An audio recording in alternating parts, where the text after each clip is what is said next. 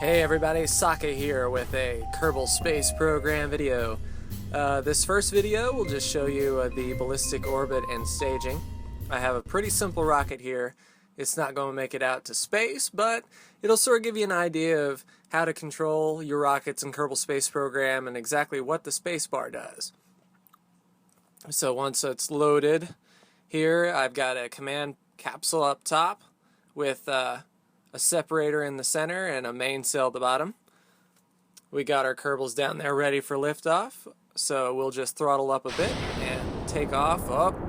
It's a little sideways, but luckily my aerodynamic surfaces down there are helping me turn this huge rocket. Well, not exactly a huge rocket, pretty simple rocket.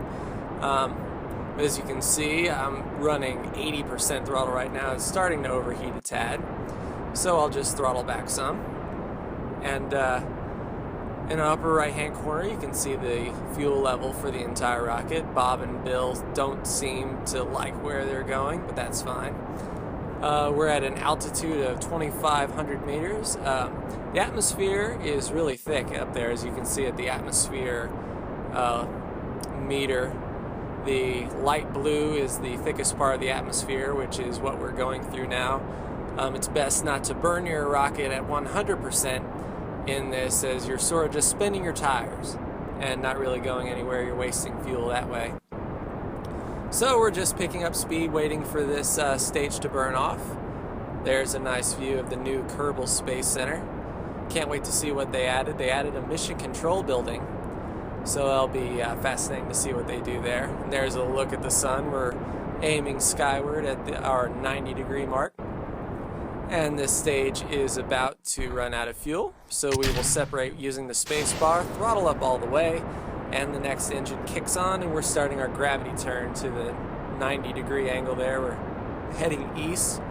We're using the planet to sort of gain us some speed. So when you hit M, it takes you out to your map view, and that's our apoapse. That's, if we cut our engine now, this is what our trajectory would look like. On the right, you see my ship info and my Kerbal knot info. And we'll go back to the staging screen. We are gaining altitude, which is a plus. And the smaller engine isn't burning as much fuel as that big old Rockomax mainsail does. So we'll start to tilt over just a bit to gain some speed at the expense of altitude. But you can see we're traveling at over 800 meters a second. And our apoapse is really starting to climb. The atmosphere goes 68 to 75. I always shoot to about 90 when I'm ready to cut my engine and let gravity do the work. So we're going to float to our apoapse, which is in a minute 52 seconds. So using a maneuver node, I can add more delta V, that's thrust in your rocket, and see figuratively, if I burn for 45 seconds, where would I end up? The perfect symmetrical orbit is where your apoapse and your paraapse is on the complete opposite sides of the planet instead of in front of and behind you. So that places our maneuver node, which is our blue indicator on the right. So I'm just going to tilt over there. And we need 1,400 meters a second out of this stage if we were to achieve an orbit. Now, like I said, this was just a staging and operation tutorial, so orbit was not my goal here. But we will act as if we were going into orbit.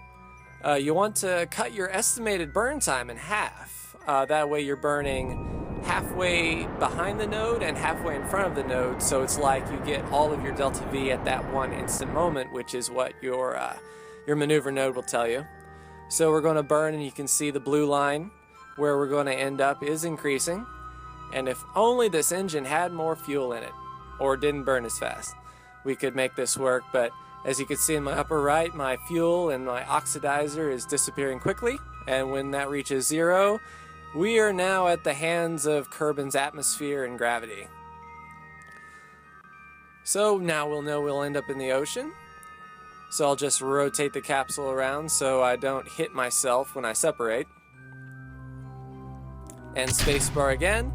And now we are disconnected from our fuel stage, and we are just going to coast down to the planet's surface, letting gravity do our work. And we'll turn retrograde to where our bottom is hitting the atmosphere first. Luckily, there's no re-entry effects as of yet that damages the spacecraft if you enter incorrectly. There was a mod called the Deadly Re-entry mod, which sort of simulates that. So we'll see if that comes in a future release of Kerbal Space Program. But we'll go physical time acceleration now. Physical acceleration is great for small spacecraft. And there's a look at Kerbin as we tumble backwards at 2,000 meters a second. There's my co-pilot. He seems to be indifferent about the whole thing. But you can see we're dropping at our vertical speed indicator. We are definitely descending. And now we're starting to scrub off speed. We're entering the atmosphere here. And there's our bottom stage, which doesn't seem to be affected by the re-entry. But it will hit the water before we are, thanks to our parachute packed nicely on top. So here in a few thousand meters, we'll hit the thickest part of the atmosphere. Our atmospheric burning will go away. And we'll start to really fall towards the Kerbin Ocean there. Bob seems a little concerned, so does Bill. No worries, guys, you'll make it out just fine. There's a star in the distance. Not sure if that's a planet or a star. But if we go to our map mode, we can see where exactly we're going to end up, and our apoapse is dropping because our surface speed is dropping. And that is a real-time indicator based on where you're at. So a common mistake is to look at your apoapse while you're still in the atmosphere, and while you're bleeding off speed, your apoapse will drop without you paying attention to it. But luckily, since we're on re-entry, we don't have to worry about such things. Our altimeter shows us at 500 and 400. I like to drop the chute when the radar altitude up there starts dropping, which shows that we really are 3,000 meters above sea level. So I pop the parachute right there, get high G's just for an instant while the parachute deploys, and now we are going to float safely towards the Kerbin Ocean while our fuel stage has no such luck. And splash.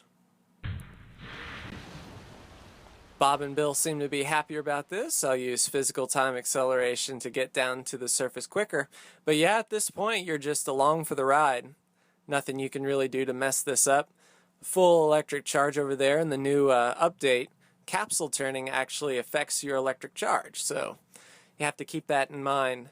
Install a battery pack and a small solar panel if you're going to be doing a lot of maneuvers without thrust. Slow down to real time now. 16 meters a second. Looking out of the capsule, the ocean's to our back.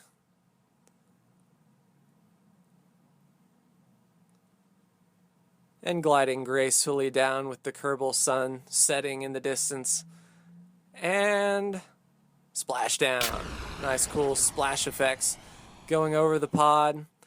Sort of looked like I clipped through the surface there, but no worries. Roll over on its side, and we are now home safe. Yay!